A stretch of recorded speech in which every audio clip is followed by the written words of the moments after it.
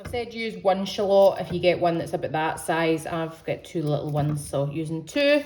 I'm only going to peel the garlic cloves because I'm going to grate these into it. You can finely chop them if you choose to. I'm just going through a wee notion where I'm liking to grate it because it's easier. So once you've chopped up your shallots and peeled your garlic cloves, just want you to get a decent wee blob, however you want to call it, of butter, and melt that into a pan.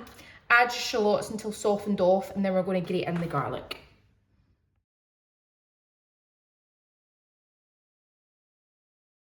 So I've just added the shallots in, and I'm going to fry them off for a few minutes until they start to soften.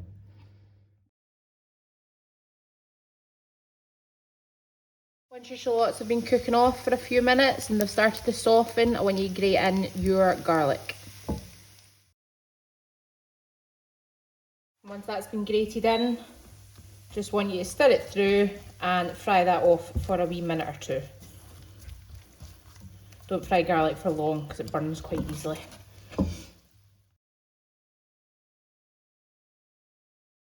After the garlic's been going for a few minutes, not a few, 1 to 2 minutes, add in your wine, crank up the heat, and we're going to want to cook off the alcohol, so reduce it by about half.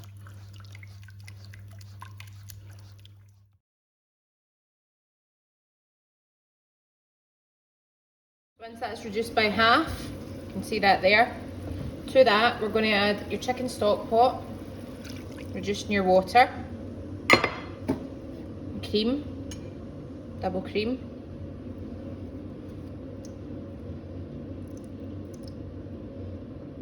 every last creamy bit, and then also your pesto. Now I've chosen to go with red pesto. You can obviously use green if you want. You can also make your own. The 2 tablespoons of pesto, and give that a stir through. That's my kettle boiling for the pasta that you can hear in the background. There we go, looking pretty.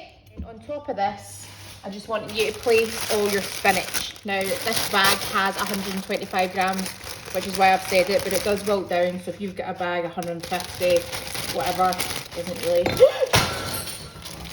That was a wine glass.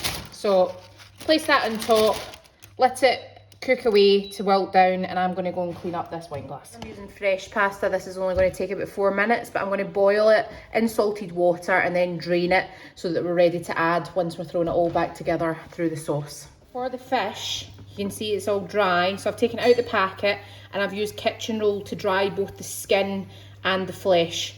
So when we go to cook that, it'll just make it nice and crispy. Alright, so just pat it dry with kitchen towel.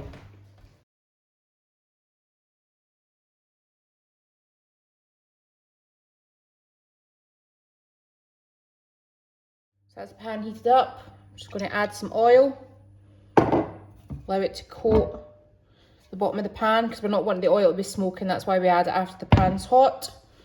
Put in your fish, and then we're going to season the top with salt and pepper.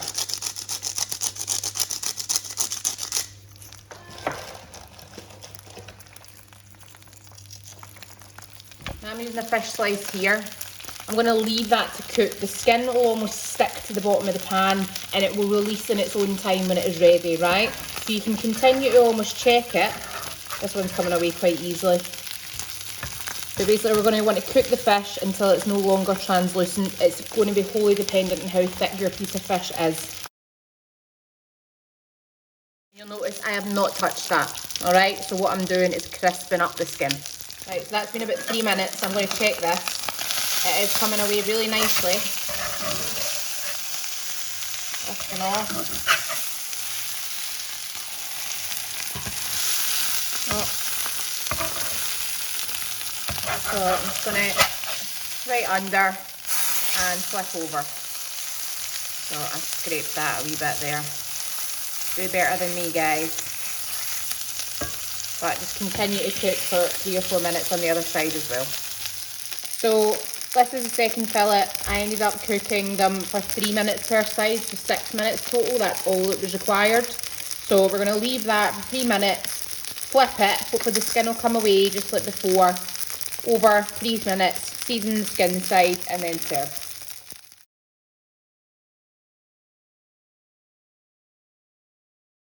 Second one always ends up looking better than the first, doesn't it?